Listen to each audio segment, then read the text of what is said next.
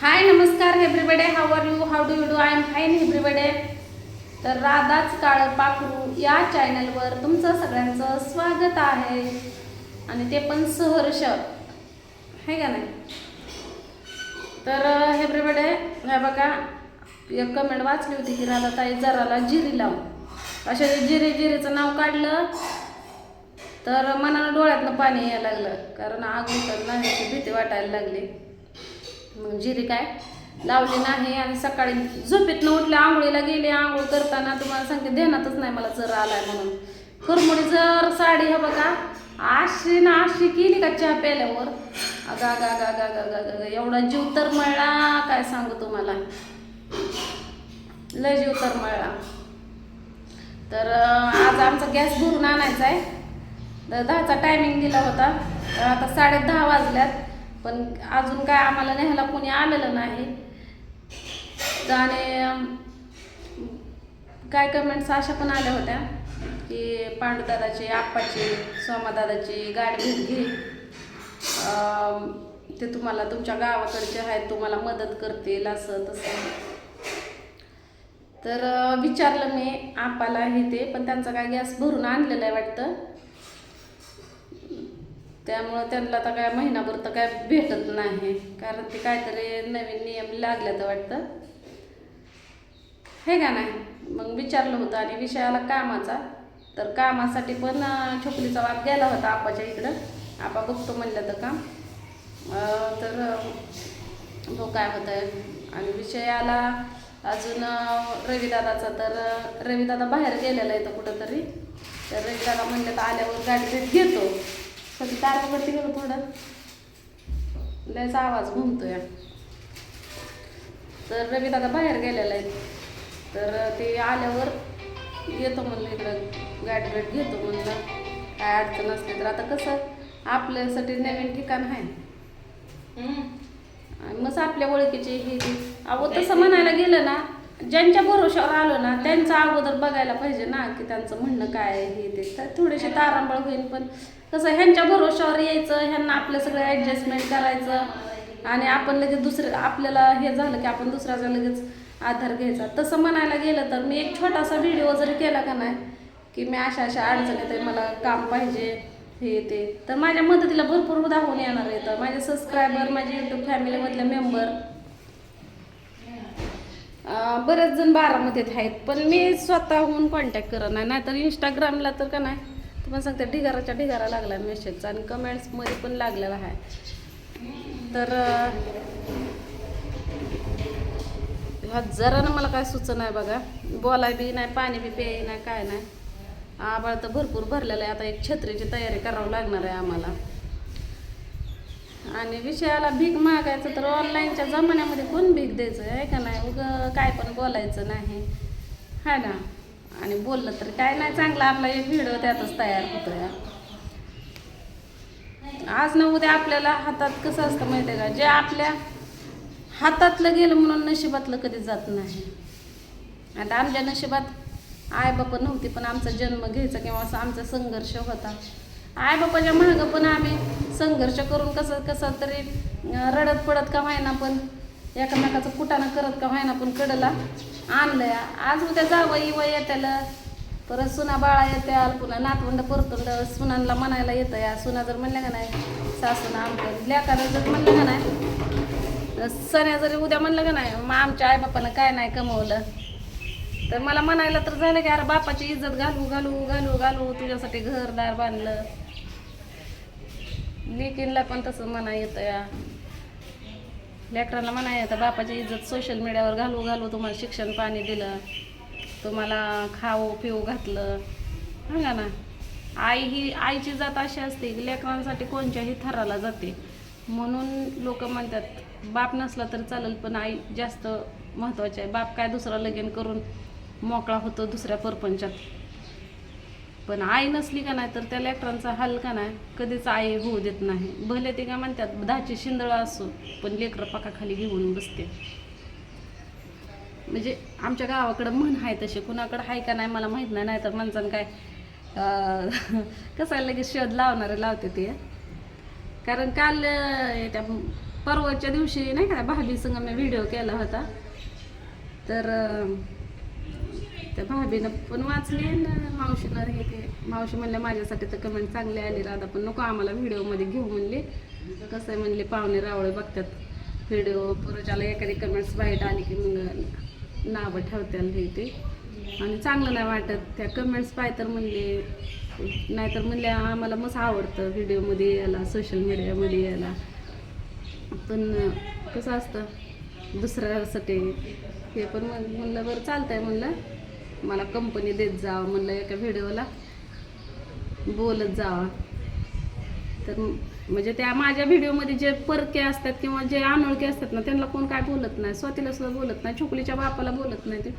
पण मला जेवढं बोलते ती बापरे. आता काल परवा दिवशी मी एक व्हिडिओ टाकला होता, भाभीला मी म्हणलं की भाभी मला तुमच्या गावाला फिरायला यायचं, मला घेऊन चला.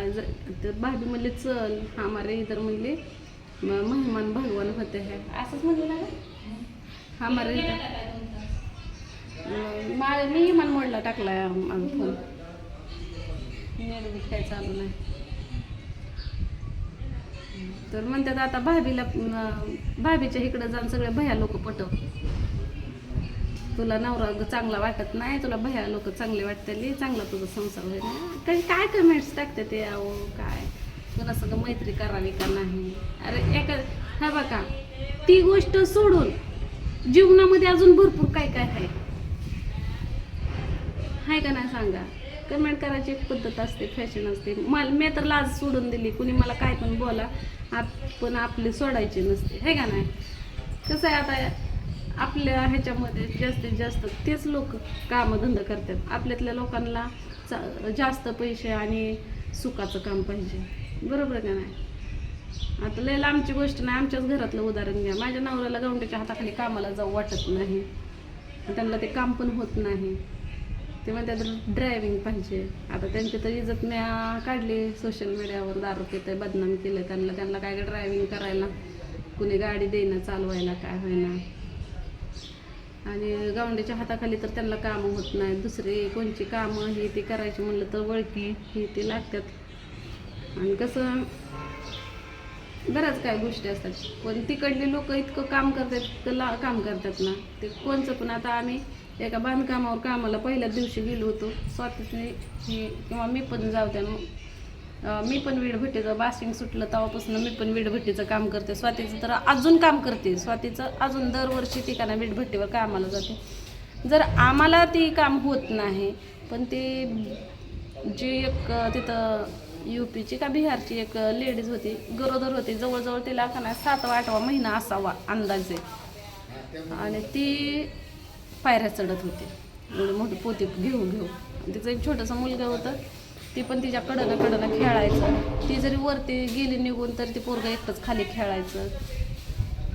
म्हणजे करणाराचं सांगते मी, बरोबर आहे का नाही. करणाराचं सांगते, नाही करणाराला काय हो का. तुम्हाला सांगते हापिसातली खुर्ची सुद्धा नको वाटते, बरोबर आहे का नाही.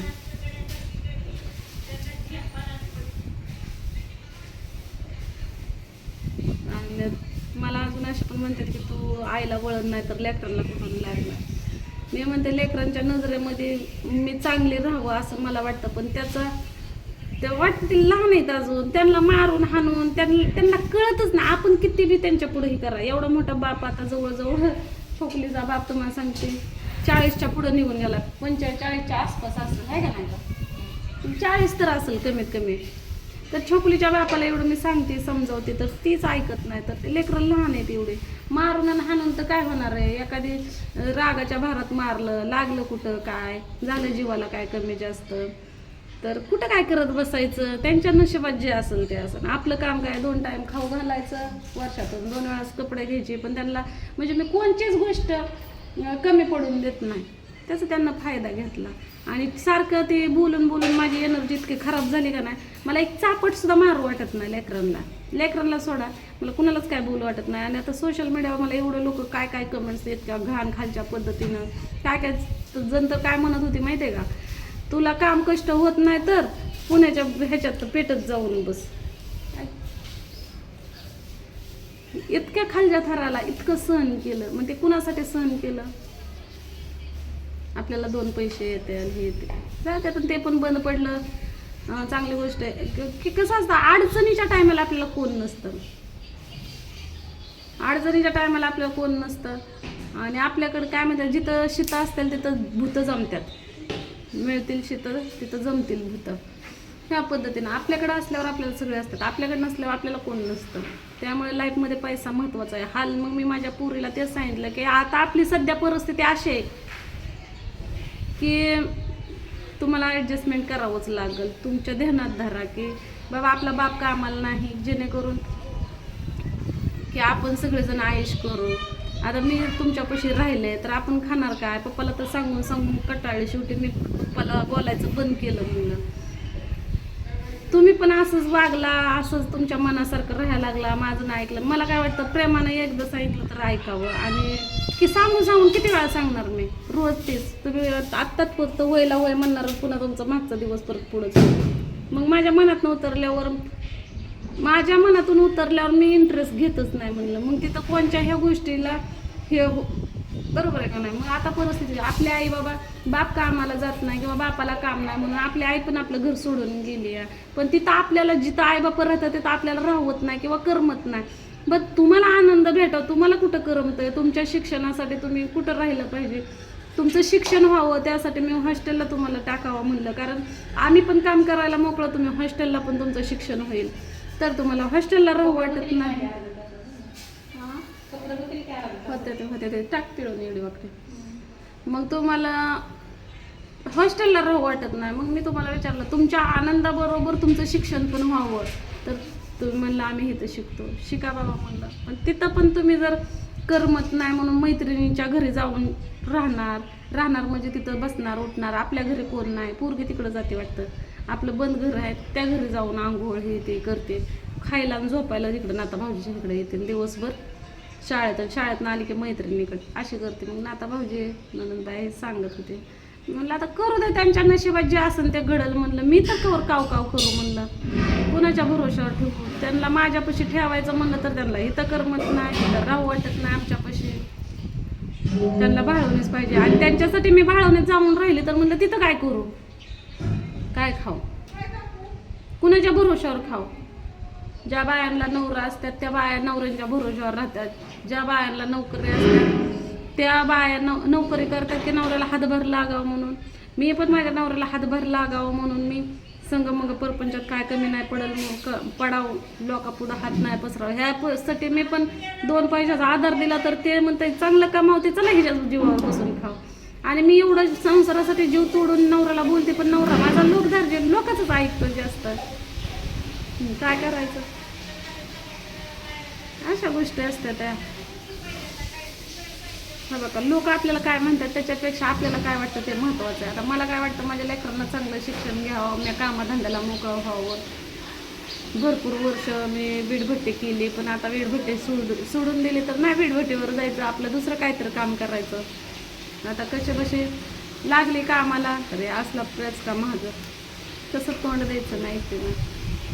जागण्याची तर कुठं अशा अपेक्षा नाहीच, पण लेकरांसाठी आपलं परत अजून जीव, जसं की लुळं पांगळं येडं मेडं कसं का असं ना, हट्टे बिट्टे काय बे कसं बी असो, त्यांना एकदा मोठं करायचं. बस तुमची मर्जी, तुम्हाला काय करायचं ते करा मोकळ्या मनानं. पुन्हा काय तर माझं जगायचं बी वैतावर निघून जातं का नाही? तर चला भेटू पुढल्या व्हिडिओमध्ये. व्हिडिओ लय मोठा झाला.